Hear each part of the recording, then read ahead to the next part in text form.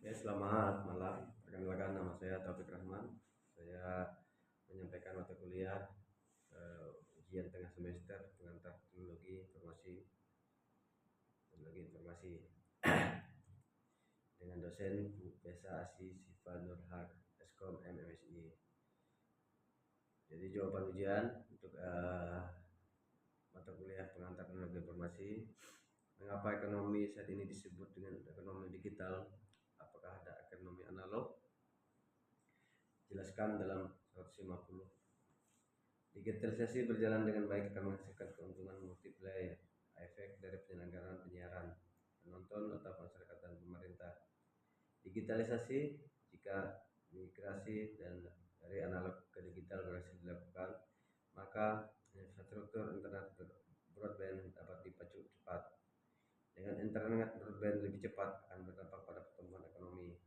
Berkaca pada pandemi, di mana ruang gerak sosial dan ekonomi dibatasi, maka masyarakat banyak memanfaatkan jaringan telekomunikasi karena dampaknya luar biasa. Setiap kenaikan itu broadband internet akan berdampak terhadap pertumbuhan ekonomi. Keuntungan migrasi dan di analog digital terdapat dua macam. Secara teknologi, masyarakat akan mendapatkan fitur dan kualitas gambar dan suara lebih jernih dan jelas. Konten yang tersedia juga lebih beragam dan bersifat televisi analog.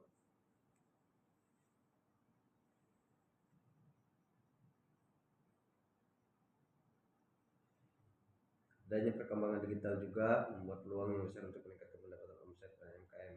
Mudah ditawarkan dalam ekonomi digital secara otomatis membuka peluang bisnis yang luas dalam berbagai bidang.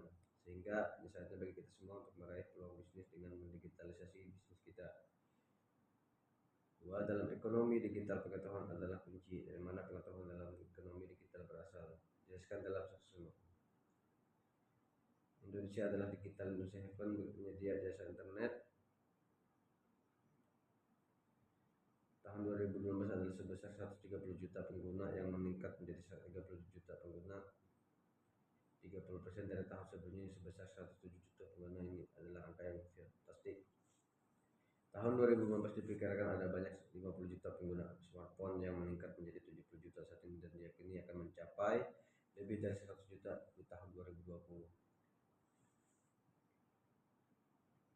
Dengan akun sebanyak 70 juta di awal tahun 2020, Indonesia merupakan pengguna Facebook keempat terbanyak di dunia.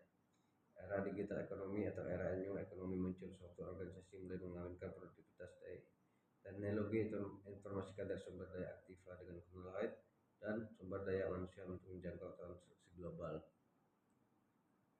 Lintas batas dalam bentuk connection ekonomi. Di new ekonomi organisasi menempatkan TI teknologi informasi sebagai enabler dan strategic weapon. Di era ini pertanyaannya tidak lagi what is your life question, tapi lebih ke how is your digital business. Untuk memecahkan masalah, maka langkah pertama adalah kita harus mendapatkan informasi dari mana informasi ekonomi digital berasal dan bagaimana cara untuk memecahkan masalah tersebut. Dunia maya banyak informasi. Berita palsu lebih dikenal dengan hoax oleh sejumlah oknum yang tidak bertanggung jawab. Jika tidak hati-hati, kita pun dengan mudah memakan hoax tersebut, bahkan ikut menyebarkan informasi tersebut. Tentunya akan sangat merugikan bagi pihak korban. Bagaimana caranya agar tersangka hoax menggunakan judul sensasional proaktif, misalnya langsung menudingkan ke pihak tertentu, isinya dari berita media resmi yang hanya saja diubah agar menimbulkan persepsi sesuai yang dikehendaki pembuat hoax. Apabila menjumpai berita judul provokatif, sebaiknya mencari referensi berupa cerita berupa dari situs online resmi, kemudian bandingkan isinya apakah sama atau berbeda. Dengan demikian, setidaknya sebagai baca dan memperoleh kesimpulan yang lebih berimbang.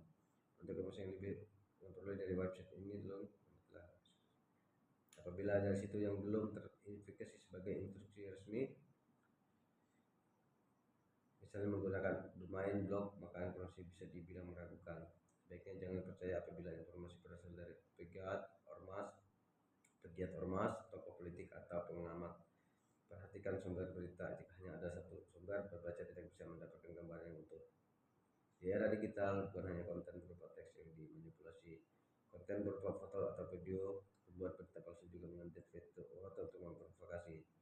Apabila menjumpai termasuk informasi hoax, bagaimana cara mencegah agar tidak tersebar pengunjung bisa melaporkan hoax melalui sarana yang tersedia di masing-masing media.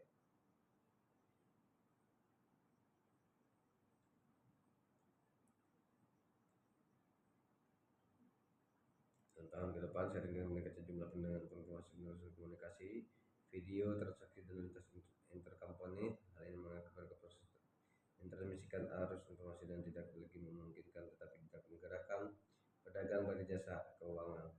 Ya, mungkin itu dari saya. Terima kasih telah saya sampaikan video untuk mata kuliah